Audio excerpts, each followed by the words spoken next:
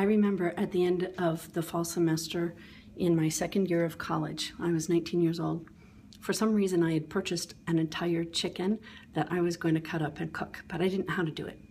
So I picked up the phone to call my mom, and the phone rang and rang and rang. And about the 8th ring, I realized she's never going to pick up the phone again.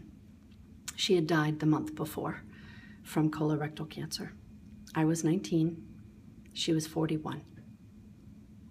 After I finished my degrees in music, I went back to school. I was inspired to learn about the body and try to figure out what had happened with my mom, and maybe, just maybe, I could learn enough to help other people. And I was taught about diet and exercise being the typical things that people do to get their life and their health back on track.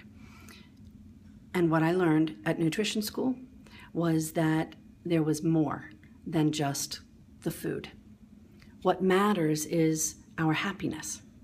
And working with clients for 15, 20 years now, what they've taught me is that before they're ready to learn to like vegetables, they have to learn to love themselves.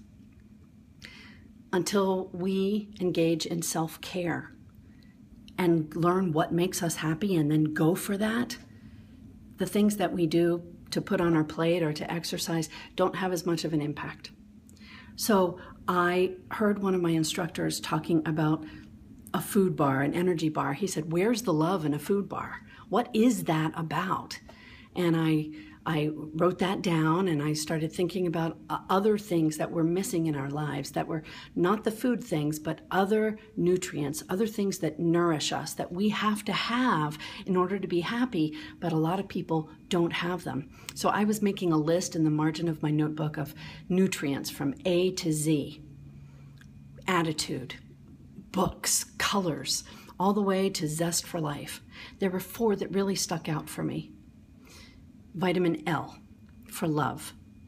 We're just not putting enough love in our food, and we need to work on our relationships and staying connected with people.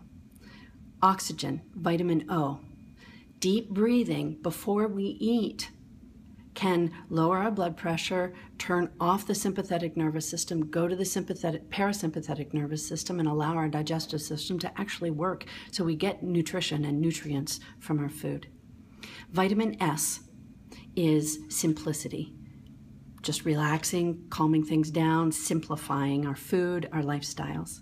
And vitamin T for taking our time. If my mom had been around, I think she would think that might be an idea worth sharing.